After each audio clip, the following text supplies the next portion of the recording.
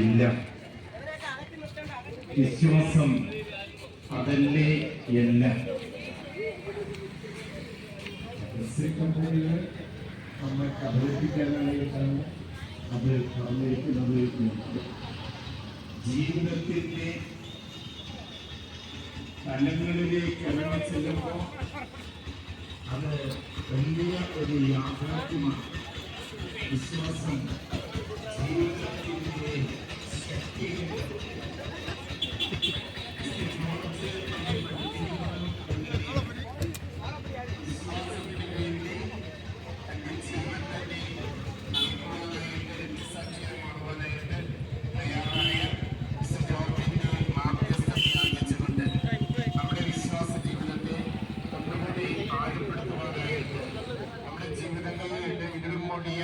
ജീവിതയാത്ര സാഹചര്യങ്ങൾ ഉണ്ടാകും.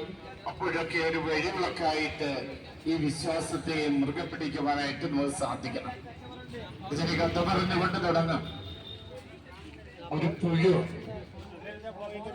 പുഴുവിന്റെ വാസം ഒരു ദേവാലയത്തിലാണ്.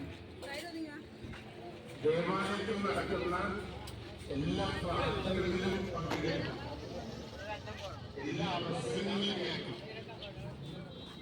ഒരേ ദിവസം ദേവാലയത്തിൽ കഴിഞ്ഞപ്പോ അതിനെ ബോറടിക്കാൻ തുടങ്ങി. ഇതോടെല്ലാം ഒരേപോലെ കേട്ടു. അത് തീരുമാനിച്ചു കുറച്ച് ദിവസം ഈ ദേവാലയത്തിൽ നിന്നും മാറി താമസിക്കും. നോക്കിയപ്പോ ദേവാലയത്തിന്റെ മുറ്റത്തൂടെ റോഡ്, അതിനപ്പുറത്തൊരു വീടുണ്ട്.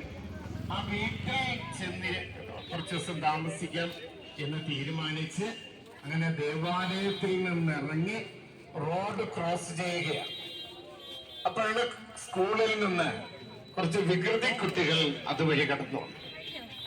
ഈ പുഴുവിനെ കണ്ടപ്പോ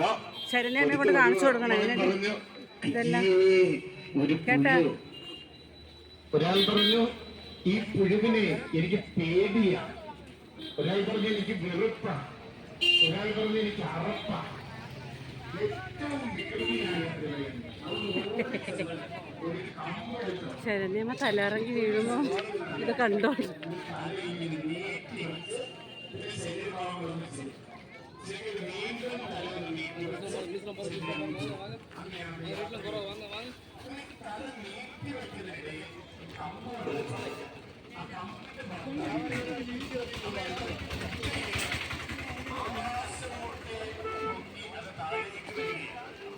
വരുമ്പോ ഈ പുഴ വിളിക്കുക, ഞാനൊരു പുഴുവാണേ, ഞാനൊരു പുഴുവാണേ, ഞാനിതാ ചാകാൻ പോകുന്നേ.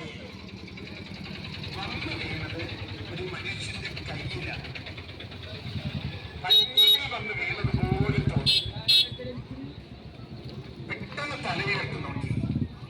അപ്പോൾ ഇപ്പഴാ വാങ്ങ പോറീങ്ക, തിരുപ്പി വരുമ്പോ വാങ്ങണ പോതുന്നേ. താടിയുള്ള ഒരു മനുഷ്യൻ, വളരെ പരിചിതം തോന്നി.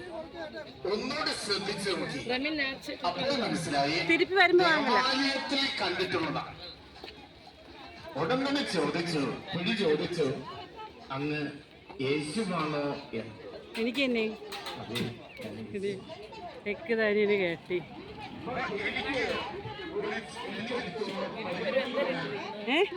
ഇത് 20 രൂപ 30 രൂപ പൊരുളെല്ലാം വെച്ചിരിക്കും.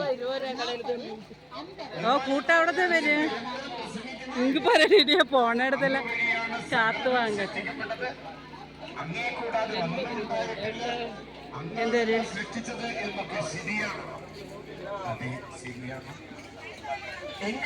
പരാതി പരിഭവമിത. അങ്ങാണ് സകലം സൃഷ്ടിച്ചതെങ്കിൽ എന്തുകൊണ്ടാണ് എന്നെ ഒരു പുഴുവായി സൃഷ്ടിച്ചത്? എല്ലാവരും വെറുക്കുന്ന, എല്ലാവർക്കും അറപ്പുളവാക്കുന്ന ഒരു പുഴുവായിട്ട് എന്തിയോ എന്നെ സൃഷ്ടിച്ചു.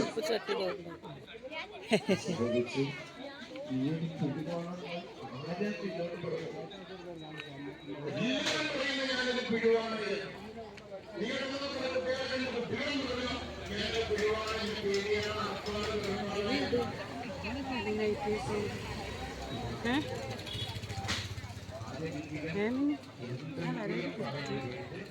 ഇതാരെങ്കിലും നിൽക്കണവരോ? നീ ആരാണ് എന്ന് എപ്പോഴെങ്കിലും നീ ചിന്തിച്ചിട്ടുണ്ടോ? നീ ആരാണെന്ന് എപ്പോഴെങ്കിലും എന്നോട് ചോദിച്ചു? എന്താ എന്താണ്? ഞാൻ എന്താ ചെയ്യേണ്ടത്? നീ തിരിച്ചു പോകണം. തിരിച്ച് ദേവാലയത്തിലേക്ക് പോകണം. ദേവാലയത്തിൽ പോയി ഒരു കൂടുണ്ടാക്കി കുറെ ദിവസം നീ അതിലിരുന്ന് നിന്നെ തന്നെ ധ്യാനിക്കണം. അപ്പോൾ നീ ആരാണ് എന്ന് നിനക്ക് മനസ്സിലാവും. ഇത് തിരിച്ചു പോയി നേരത്തെ താമസ സ്ഥലത്ത് പോയി ഒരു കൂടുണ്ടാക്കി കുറേ ദിവസം കൂടിനുള്ളിൽ കുറേ ദിവസം കഴിഞ്ഞപ്പോ ആ കൂട് പൊട്ടി അത് പുറത്തേക്ക് വന്നു. എന്തായി? അതൊരു ചിത്രശലഭമായിരുന്നു. ചെടിയൊക്കെ ഇவ்வளோ ചെടി ഹിരണ്യാമ്മ തലയിറങ്ങി ഇഷ്ടപ്പെടുന്ന എല്ലാവർക്കും പ്രിയപ്പെട്ടതായി മാറിയിരിക്കുന്ന എല്ലാവർക്കും സന്തോഷം പകരുന്ന ഒരു ചിത്രശലഭമായി രൂപപ്പെട്ടു. വിശ്വാസത്തിന്റെ ജീവിതം, ക്രിസ്തുവിലുള്ള ജീവിതം നമ്മെ മാറ്റിയെടുക്കുന്നത് അപ്രകാരമാണ്. രമിന് തലയിലേക്ക് മൊത്തമാകാ ഇരുൾമൂടിയ രമിന് തുടക്ക ചൊല്ലടി. ജീവിത സാഹചര്യങ്ങൾ നമ്മുടെ ജീവിതത്തിലേക്ക് രമിന് വരും. തുട ഓടിയണയണം. കർത്താവിന്റെ അടുക്കലേക്ക് ഓടിയണയുവാൻ സാധിച്ചാൽ, നല്ല തുടച്ച കർത്താവിന്റെ അടുക്കലേക്ക് വന്നാൽ ഈ ഇരുളെല്ലാം മാറി നമുക്ക് വഴിയിൽ വിളക്കായിട്ട് അവിടുന്ന് നിൽക്കും. ഈ പുഴുവിന് നിന്നതുപോലെ പുഴുവിന് വഴിവിളക്കായി നിന്നു അത് ചിത്രശലഭമായി മാറിയതുപോലെ ദൈവത്തിന് പ്രിയപ്പെട്ട മകനും മകളുമായിട്ട് നിലനിൽക്കുവാനായിട്ട് നമുക്ക് സാധിക്കും. വിശ്വാസത്തിന്റെ കണ്ണുകളിലൂടെ എല്ലാം നമുക്ക് കാണാനായിട്ട് സാധിക്കും.